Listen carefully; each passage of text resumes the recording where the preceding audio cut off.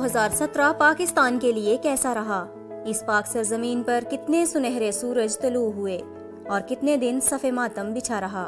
کس نے پاک دھرتی سے غداری کی اور کس نے اس ملک کی ترقی اور خوشحالی کے لیے کام کیا؟ آئیے جانتے ہیں اس رپورٹ میں کہ سال 2017 کیسا رہا۔ جسٹس میاں ثاقب نثار نے 31 دسمبر کو بطور چیف جسٹس آف پاکستان حلف اٹھایا۔ انہوں نے رواں سال میں پاکستانی مسائل کے حل کے لیے بہت سے سو موٹو نوٹسز لیے۔ سپریم کورٹ کے حکم پر 19 سال بعد پاکستان میں مردم شماری کروائی گئی، جس کے مطابق پاکستان کی آبادی 13 کروڑ 23 لاکھ سے بڑھ کر 20 کروڑ 77 لاکھ ہو گئی، لیکن کوئی بھی صوبہ ان نتائج کو ماننے کے لیے تیار نہیں۔ لاہور ہائی کورٹ نے شریف خاندان کی چودھری شوگر ملز کی منتقلی کو غیر قانونی قرار دیتے ہوئے انہیں واپس منتقل کرنے کا حکم جاری کیا۔ 1 نومبر 2016 سے سپریم کورٹ میں پاناما کا کیس شروع ہوا، جو ہر پاکستان کی زبان پر مقبول ہوا۔ سپریم کورٹ نے نواز شریف کو دستاویزات ظاہر نہ کرنے پر آئین کے آرٹیکل 62 اور 63 کے تحت نااہل قرار دے دیا۔ 28 اگست 2017 کو سپریم کورٹ کے 5 رکنی بینچ نے نواز شریف کو نااہل قرار دیا۔ نواز شریف کی برطرفی کے بعد 1 اگست کو شاہد خاقان عباسی نے بطور وزیر اعظم حلف اٹھایا۔ آف شور کمپنیوں اور آمدن سے زائد اثاثوں پر عمران خان اور جہانگیر ترین کو سپریم کورٹ طلب کیا گیا۔ سپریم کورٹ نے کیسز کی سماعت کے بعد عمران خان کو اہل جبکہ جہانگیر ترین کو نااہل قرار دے دیا۔ جسٹس ریٹائرڈ جاوید اقبال نے بطور چیئرمین نیب 8 اکتوبر کو اپنے عہدے کا حلف اٹھایا۔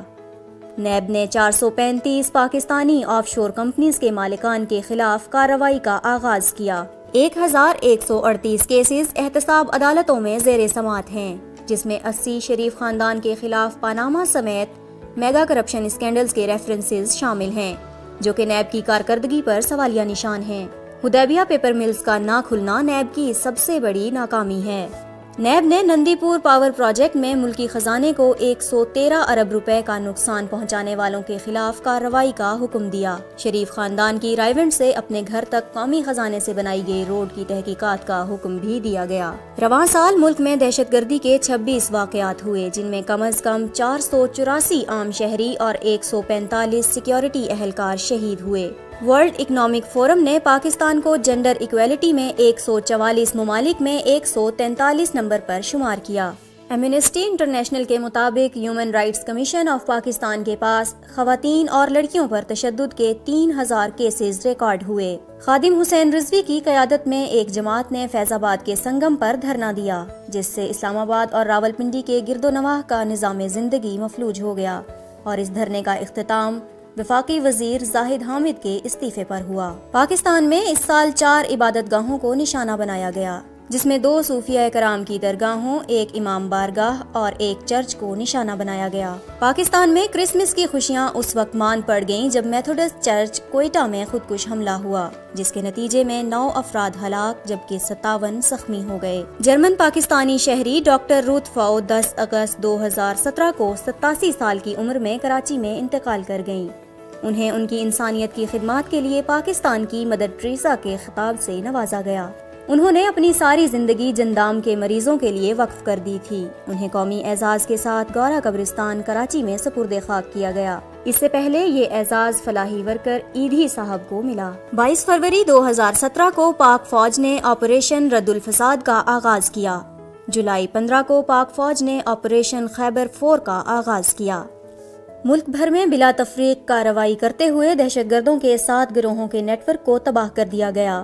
پاک فوج نے دہشت گردوں کے 483 منصوبوں کو ناکام بنایا۔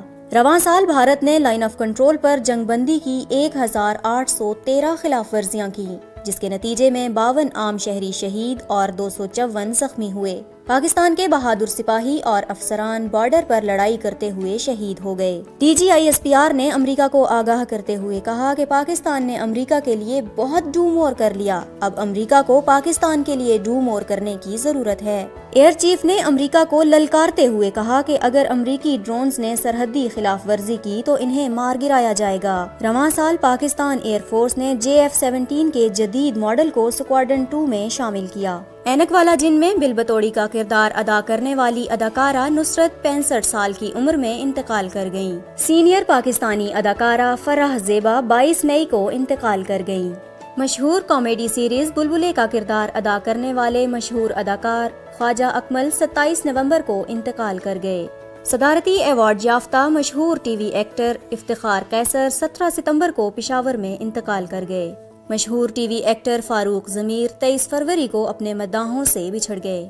سال 2017 پاکستان کے لیے معاشی طور پر کیسا رہا؟ پاکستان کی 39% آبادی سطح غربت سے نیچے کی زندگی گزارنے پر مجبور ہے۔ رواں سال پاکستان کی برآمدات 21.9 بلین ڈالرز اور درآمدات 48.5 بلین ڈالرز رہیں۔ پاکستان کے قرضوں میں 61% اضافہ ہوا۔ پاکستان کا G D P growth rate 5.28% رہا۔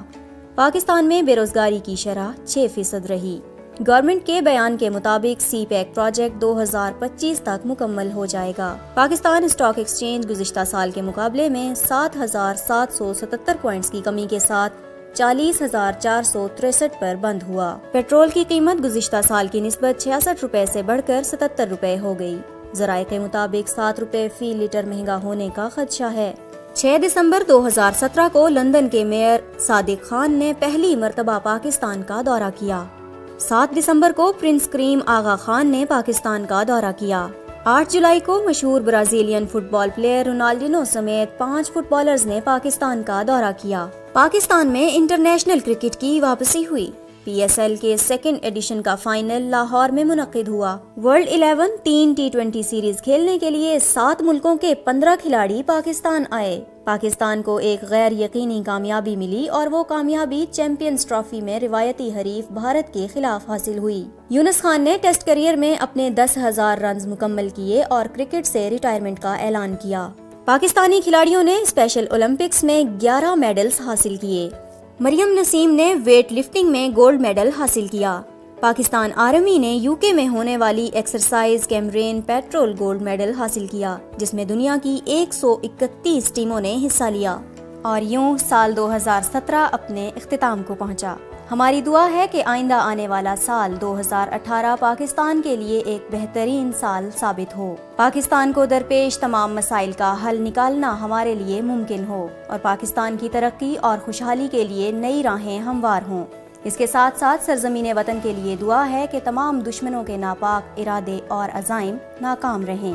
پاکستان ہماری پہچان ہے، پاکستان ہے تو ہم بھی ہیں۔ وطن عزیز کے لیے دعا گو ہم سب ٹی وی کی ٹیم وطن عزیز کے تمام اہلیان کو نئے سال کی مبارکباد پیش کرتی ہے۔ پاکستان پائندہ باد۔